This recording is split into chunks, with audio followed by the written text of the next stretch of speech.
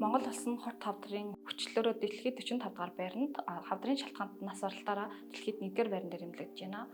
2024 оны байдлаар 8100 гаруй хорт хавдрын шинэ тохиолдол бүртгэгдсэн бөгөөд 28.9% нь илгэний хорт хавдар, 16.2% нь ходоодны хорт хавдар, 6.7% нь уушгины хорт хавдар, 6.4% нь уман хозууны хорт хавдар, 5.7% нь бүдүүн шулуун хорт хавдар эзэлж байгаа бөгөөд эдгээр нь нийт хавдрын тохиолдлын 63.3%-ийг эзэлж байна. За зохилон тохиолдох хавдруудын 63.7% нь хожим үе шатндаа онцлогдож байна.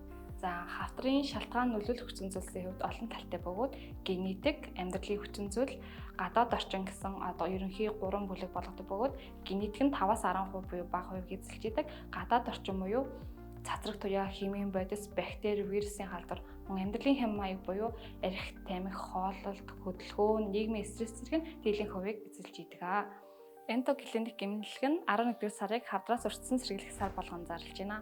Та элэг, ходоод, нойр булчирхай, бүдүүн шулуун гэдээс хөх, өндөгчний хавдрын маркерыг өгөх боломжтой. Эхний шинжилгээгээ өгөөд 2 дахь шинжилгээ 60% хөнгөлөлттэй үнээр үргэлжлүүлээрэй. Хавдрын өвчлөлөөс хамтдаа урьдчилан сэргийлцгээе. Энтоклиник.